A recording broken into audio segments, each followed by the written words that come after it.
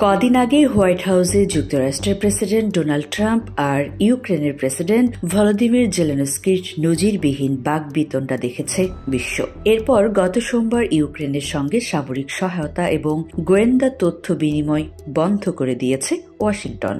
সময়ের সঙ্গে সঙ্গে ইউক্রেনের আত্মরক্ষার সক্ষমতায় এটা বেশ প্রভাব ফেলবে। ট্রাম্পের ঘাড় ধাক্কা খেয়ে ইউরোপ সফরে গিয়ে মিত্রদের সঙ্গে বসেছেন জেলেনস্কি, যোগ দিয়েছেন সম্মেলনে।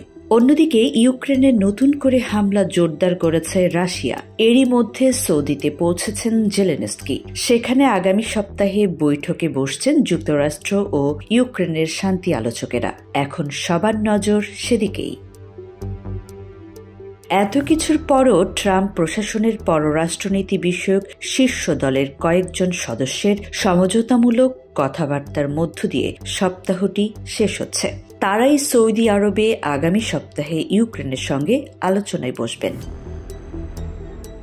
এরই মধ্যে গত শুক্রবার মস্কোর সমালোচনা করেন ট্রাম্প। এটা বেশ বিরল একটি ঘটনা। ট্রাম্পকে সচরাচর রাশিয়ার সমালোচনা করতে দেখা যায় না। ট্রাম্প রাশিয়ার উপর আরও কড়া নিষেধাজ্ঞা এবং রুশ পণ্যে শুল্ক আরোপের হুমকি দিয়েছেন। ইউক্রেনের রুশ বাহিনীর নির্বিচার বোমা হামলা বন্ধ করতে এমন হুমকি দেন ট্রাম্প। ট্রাম্পের পক্ষ থেকে নতুন করে নিষেধাজ্ঞা আরোপের হুমকির আগ পর্যন্ত এমন একটি সপ্তাহ পার হয়েছে যখন সব চাপ ছিল ইউক্রেনের উপর।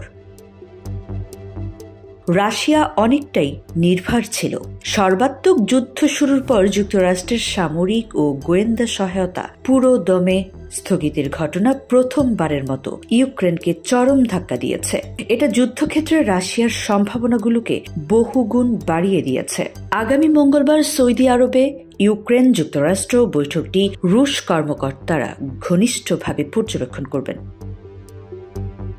যদিও তারা বেশ আত্মবিশ্বাসী। ইউক্রেনের চলমান সংকট নিয়ে আলোচনার জন্য একত্র হন ইউরোপ সহ বিভিন্ন দেশ ও জোটের নেতারা। সৌদি আরবে আগামী সপ্তাহে ইউক্রেন ও যুক্তরাষ্ট্রের প্রতিনিধিরা আলোচনার টেবিলে বসছেন ঠিকই, তবে শান্তির পথ এখনো অনিশ্চিত। নানা বাধা সত্ত্বেও জেলেনস্কির দলের ঘনিষ্ঠ একটি সূত্র জোর দিয়ে বলে, প্রেসিডেন্ট এখনো আগের অবস্থানে অটল আছেন। বছর তিনেক আগেই তিনি হত্যার শিকার হতে পারতেন। তখনও তিনি কিয়েভে থেকে যাওয়ার সিদ্ধান্ত নিয়েছিলেন। তিনি যত বেশি চাপের মধ্যে থাকবেন তত কঠোর হবেন।